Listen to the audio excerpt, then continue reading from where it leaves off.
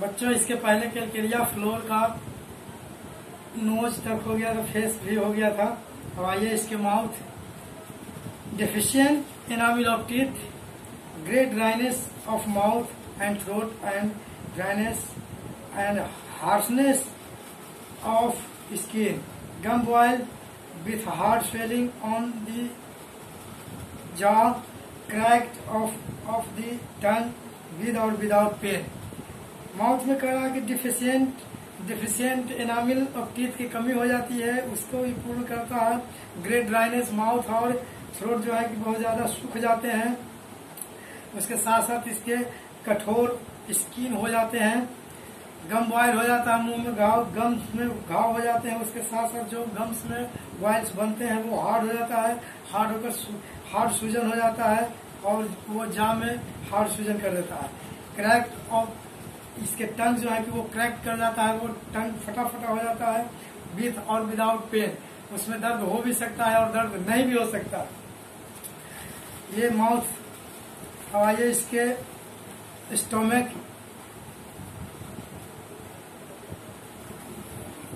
vomits, undigested food, hiccup, weakness and dampness of appetite, nausea and distress after eating in young children who are overstudied, acute indigestion from fatigue and brain fog, much flatulence, cutting pain in liver, better by motion।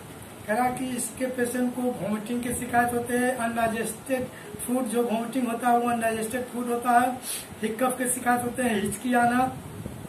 Weakness and deadness of appetite, weakness हो जाते हैं और डेंटनेस apatite होता है इसके, जो इसको अच्छा लगता है खाने में उसी चीज की भूख लगती है इसको। नौसिया एंड मिचली और डिस्ट्रेस आफ्टर ईटिंग, खाने के बाद। जो यंग चिल्ड्रन है, यंग चिल्ड्रन में खाने के बाद जो है कि उसमें नौसिया की टेंडेंसी होने लगते हैं, डिस्ट्रेस होने लगते हैं। डिस्ट्रेस में कि उसको तकलीफ होने लगती है। और उसके बाद कह रहा है from fatigue and brain fag, ऐसा young children who are over study, जो बहुत ज्यादा पढ़ने वाले बच्चे हैं, जो बहुत ज्यादा पढ़ते हैं, वो पढ़ने वाले बच्चों में ऐसा कंडीशन हो जाता है। एक्यूट इंडाइजेशन, वो जो है कि एक्यूट इंडाइजेशन वो होते हैं किसके वजह से? फ्रॉम फैटिग, पेशेंट जब बहुत ज्यादा थकावट महसूस करता है, थक जाता है, या मानसिक थकावट उसके होते हैं। उसके साथ साथ इसके जो है कि एक्यूट इंडाइजेशन की शिकायत हो जाती है। इसके स्टोमक में बहुत ज्यादा वायु भर जाते हैं। वायु भरने की वजह से उसमें तो कटिंग पेन होने लगते हैं। लीवर रीजन में कटिंग पेन होते हैं, जिसमें आराम मिलते हैं मोशन से, उसको मोशन से आराम मिल जाता है। Abdomen, flatulence, paroxysm of lancinating pain in right hypochondrium under right ribs, awaking about midnight, worse lying painful side, cause a bursting sensation, better lying on painless side, and doubling up with restlessness, frequent attack of lancinating pain in hepatic region at 8 a.m., worse sitting, better walking, much wind in lower bowels, worse riding and evening, better after lying down at night। Abdomen में कहा कि इसको फ्लैचुलेंसी की शिकायत होती है, पेट में वायु भर जाते हैं। इसके जो पेन होते हैं वो पेन लैंसिनेटिंग पेन होता है। वो पेट में जब वायु भर जाते हैं, पेट में वायु भरने के बाद इसके पेट में तकलीफ होती है। वो तकलीफ जो पीड़ा होती है वो लैंसिनेटिंग होता है। इसके राइट हाइपोकॉन्ड्रियक रीजन में इसके दर्द होते हैं, वो अंडर राइट रिब के रीजन में ये जो दर्द होते हैं वो अवेकिंग अबाउट मिडनाइट। ये जब पेशेंट करीब आधी रात को जागता है, आधी रात को जागने के समय इसको ऐसी तकलीफ होती है। वर्स लाइंग, जिसमें वृद्धि हो जाते हैं। जब पेशेंट पड़ता है लाइंग होता है तो उसको दर्द में वृद्धि हो जाते हैं। और पेनफुल साइड, वो पेनफुल साइड में जब पड़ता है तो उसको दर्द होते हैं।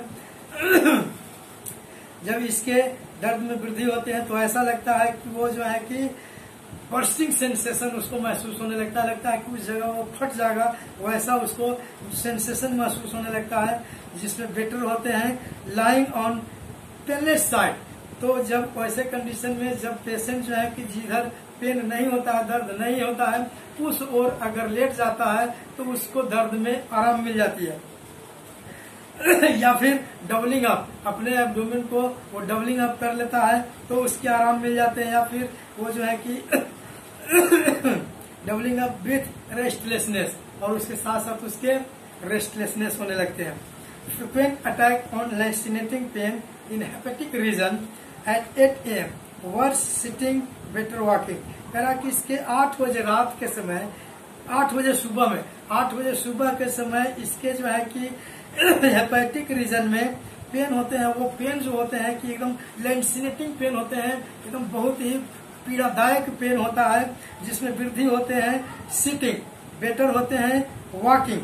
जब पेशेंट वैसे कंडीशन में बैठ जाता है तो बैठने के दरमियान इसके दर्द में वृद्धि हो जाते हैं, और जब पेशेंट वॉकिंग करने लगते हैं, घूमने लगते हैं, तो घूमने के दरमियान उसके वो पेन में आराम मिल जाते हैं। मच इसके लोअर बॉवेल्स में बहुत ही ज्यादा विंड भर जाता है। मच विंड इसके लोअर बॉवेल्स में हो जाते हैं, जिसमें वृद्धि होते हैं राइडिंग एंड इवनिंग। उसमें जो लोअर एब्डोमेन, लोअर बॉवेल्स में जो बहुत ज्यादा विंड भर गया, उसमें जो है कि राइडिंग के दरमियान वृद्धि हो जाते हैं, या इवनिंग के दरमियान उसमें वृद्धि हो जाते हैं। बेटर उसके होते हैं वो लाइंग डाउन एट नाइट। जब पेशेंट रात को नीचे की लेटता है तो लेटने के क्रम में उसके आराम मिल जाते हैं। अब आइए इसके stool and anus. Urging to stool, the first part of the stool natural, the last part loose. Itching in anus as from pinworm, waking at night, constipation with vertigo and dull headache, bleeding piles, fissure, fistula, diarrhea in gouty subject, blind piles, piles which do not bleed, frequently with pain in back। दोस्तों इसके urine, stool and anus में इसको जो तकलीफ